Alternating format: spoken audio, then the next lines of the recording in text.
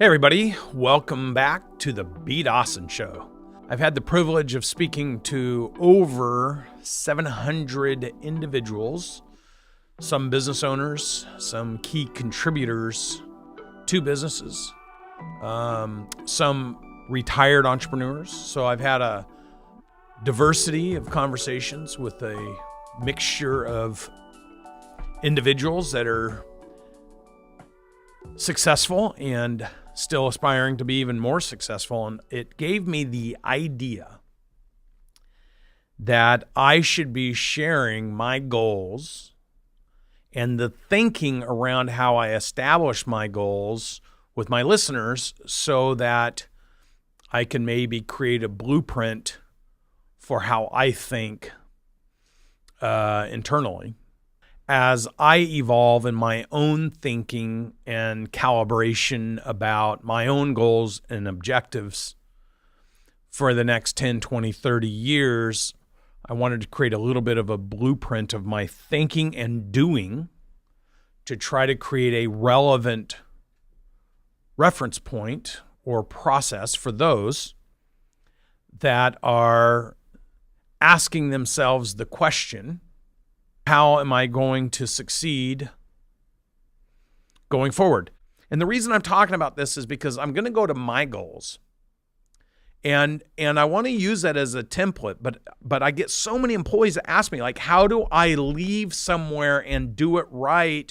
Or how do I become an entrepreneur if I'm working somewhere? So here it is. If you're working in an organization right now, if you're an employee, take a piece of paper out and draw a line down the middle. On the left side, write down all the things that you see that if you owned that business or if you were in charge of your department or division, you would never do. And I don't care what those things are, but write them down. And feel free to always add to that list. But it doesn't mean you get to go to the office and talk about how inept the people are. This is your opinion, your perspective in your environment. This is for you. You write that list down. On the right side, write down everything that you feel the company does at least do well, or the attributes of people in the company that you edify, and make a list of that. And the reason I want you to make these lists is because when you go start your business, don't do things on the left side. Be aware of what you hated and amplify the things on the right side, which are the things that you edified about people or about the business or about the methodology. Keep a log. The more people as human beings can identify what they admire, what they like, what they respect, what they adore, or what they trust, the more your journal has those things in it, and the more you position yourself either in somebody else's environment or in your own business to pursue the right side of that equation and not do the things on the left side, you're going to be hugely successful. So for me, what are my goals? Well, Warren Buffett at age 48 was worth $65 million. And at 48, I was worth about the same. And so at 52, he was worth $350 million. Now he's worth 80-something billion. So to me, I wanted to find somebody who I can try to model myself after. Not that I'm as smart as Warren Buffett, but it gives me a template. It gives me something I can sit back and say, okay, who has done it at what pace and what did they do? Because this fits into that whole mentors conversation that I was having a few weeks ago about personal modeling and design. And I want to share with you where I'm landing. I'm not fully there yet, but I want to share with you with the work I've been doing for me, where I've kind of landed and what my thinking is. And then I'm more than happy to update as I move along. But I thought this would be important because just like writing the negatives down and the positives, I have my own list from everywhere, from my first job to the first company I started, to the second company I started, to the third company I started. I made so many bad decisions building multiple businesses. The faster I scaled, some of the worst decisions I made because I was trying to do things fast. But you only learn this stuff in reflection. On the right side of all my notes, my journal, are all the things I really appreciated about what people did right, or situations that worked out, or how I negotiated something so I could learn from it. And I think those things can become invaluable in the future. But right now I'm creating my own design. So here's what it's starting to look like. My net worth today is about where Warren Buffett's was at my age. Today he's worth 80-something billion dollars. So that gives me a target. If he can do it, because I'm a firm believer, if somebody can do it, somebody else can do it. So then you have a guy like Jeff Bezos. So there's another person you can model after. And then you got Elon Musk. So what I'm doing is I'm finding the personalities that fit into the categories for me to try to understand, okay, who has done it at a trajectory that I can relate to? How did they do it? And what things could I do to fit into that? And so this is what I'm doing. And now I'm going deeper into understanding those three different personalities. So let me tell you, Buffett was basically value creation in businesses. He had the ability to identify value in businesses, invest into those businesses, and then help them grow and create more value, and created leverage by doing that. So for me, Bezos created true operational effectiveness and service deliverable by recreating a mechanism to bring things to people bigger, better, faster. And then Elon is product and technology innovation and advancements, just his thinking way outside the box. So what I'm trying to do is isolate, okay, in these three examples of people that I would want to model some or all behaviors or characteristics of, which pieces, because I don't need to follow any one person.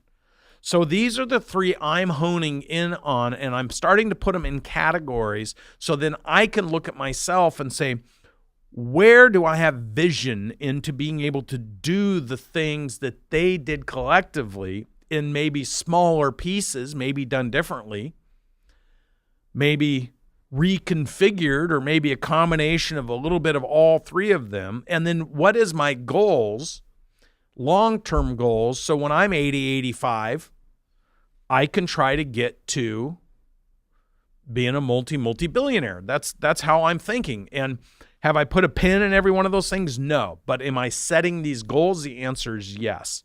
What gives me the confidence to set these goals? Well, the same thing I'm telling you if you're an employee or if you're a business owner.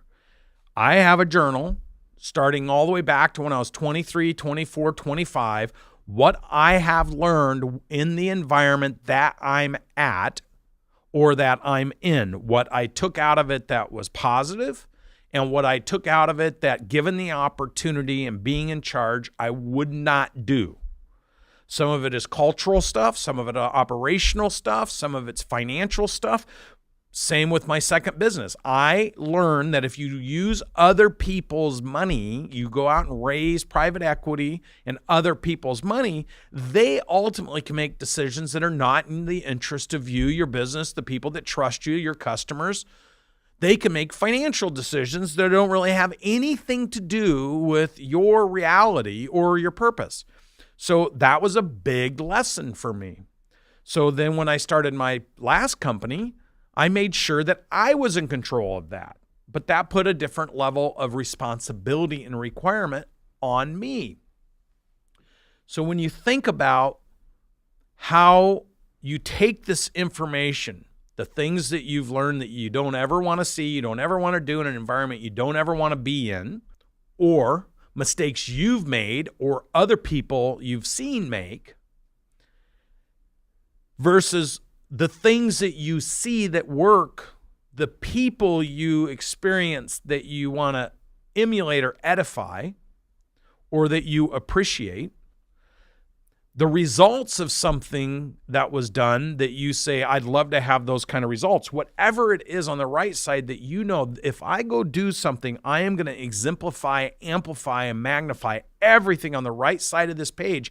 And I am going to do my darndest to eliminate or restrict any of the stuff on the left side of the page. Then you will prepare yourself for going out and either starting a business, contributing at a higher level in somebody else's environment. There's nothing wrong with that. Or starting your own business. Or if you're a business owner, this might be the very thing that allows you to elevate your business to the next level of success. For me, I have those things listed out. And now what I'm doing is saying, who can I go model after that I can relate to in some fashion or another, that I can learn specific stuff from. And as I get those granular pieces of information, I'll share them. And then how do I go retool what I'm going to do next in order to create a big enough opportunity to emulate some piece of what all three or any one of the three has been able to do so far. This is exactly the methodology I used in the early 2000s when I knew I was not as good a leader as I needed to be. And that's when I found John Maxwell. I knew I was not as attentive to the granular details of operations. That's when I found Michael Gerber and Jim Collins and their bodies of work. And I knew I wasn't creating enough inspiration or big picture for my own mindset in order to continue to have the courage to challenge myself bigger, better, and further than I had in the past. And that's where I found Robert Anthony and others so that I could go out and create something that was exactly what I had thought and envisioned and dreamed of creating. And that became Audigy, my last company. And it did exactly what I had set out for it to do. My original goals was to create the largest group of independent, forward-thinking practice owners, get them all operating on the same platforms to create leverage and synergy and efficiency, help them create technology platforms and operating platforms, and a belief that was so much greater than anyone else in the industry that it would attract all the young people coming into the industry because that's where they wanted to be, because they said and did the right things to accomplish the greatest results, thus creating its own vacuum of attracting high-thinking, high-doing, high-expectation people. And over 14 years, it's exactly what we did to where we created the largest dominating group with the most leverage, with the smallest group of people in the whole industry to command the highest valuation, not only for our management company, but for their practices as well. Our members outperform their peer groups by 3.5 to 15 times in both revenue and earnings.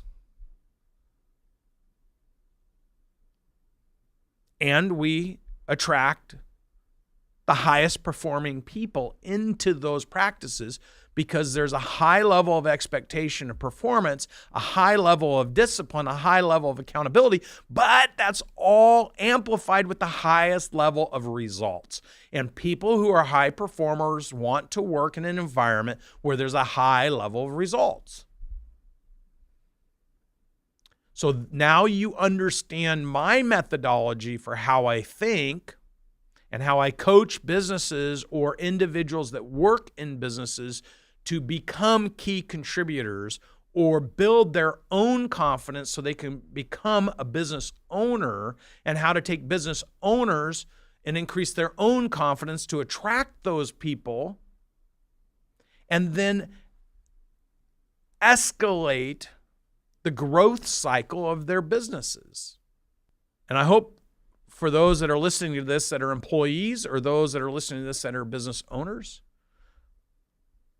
and this includes business owners that maybe are struggling, take this exercise and identify with your key team members why you may be struggling, and just embrace what they write down on the left side of the piece of paper. It may, if you're really honest, match what you're writing down as well.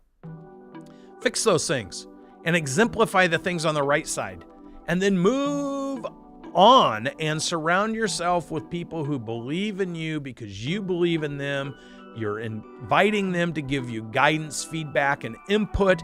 You're focused on the things that people want to create that add the highest value, and everyone in your culture knows that's where you're moving, that's what you're doing, that you solicit their input and you care, and then go focus on what matters absolutely the most, which is everyone's energy 110% pointed on conquering the opportunity so everyone can grow personally, professionally, and financially while they're pursuing their passion inside of whatever you're doing while you're going out and conquering. And if that's the team you want, this is how you create it. Thank you for joining me on another B. Dawson Show.